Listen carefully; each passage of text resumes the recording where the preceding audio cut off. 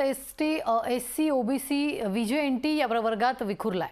बंजारा भाषा संपूर्ण भारतात एक आहे, त्यामुळे या भाषेला संविधानातील 8व्या सूचीमध्ये समाविष्ट करून तिला राष्ट्रीय भाषेचा दर्जा देण्यासह अन्य प्रश्न खासदार बाळू धानोरकर यांनी लोकसभेत उपस्थित करून आवाज उठवलाय। पाहूयात। मैं सरकार से अनुरोध करता हूं कि अन्य समाज के आरक्षित वर्गों को न छेड़ते हुए बंजारा समाज के विकास के हेतु इन्हें विशेष आरक्षित वर्ग में सम्मिलित किया जाए।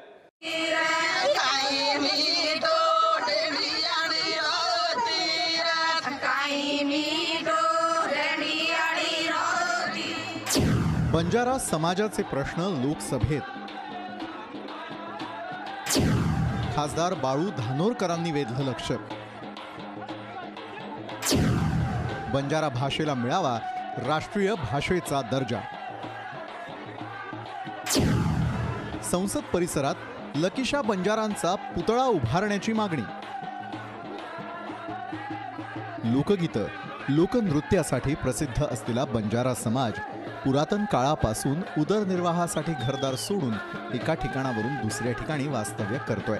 खासदार बाळू धानोरकरांनी लोकसभेत बंजारा समाजाच्या प्रश्नांना वाचा फोडली। संसद भवनची जागा बंजारा समाजाचे लकीशा बंजारांनी ब्रिटिश सरकारला दान दिली होती, त्यामुळे तिथे दानवीर लकीशा बंजारांचा पुतळा उभारावा आणि संसद मार्गाला त्यांचं नाव द्यावं अशी मागणी धानोरकरांनी केली आहे। महोदय, यह संसद भवन जहाँ खड़ा है, यह भूमि जयपुर के राजा की थी। इस भूमि पर बंजारा समाज के व्यापारी लकीशा बंजारा का काफ़ी सालों से कब्जा था। यहाँ तांडा बस्ती थी। बंजारा समाज की धार्मिक भावना इस भूमि से जुड़ी है।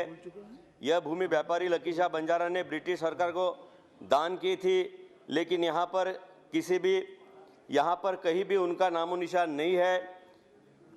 संसद परिसर में दानवीर व्यापारी लकीशा बंजारा की प्रतिमा और संसद मार्ग को इनका नाम देकर न्याय देने की मैं मांग करता हूँ। धन्यवाद।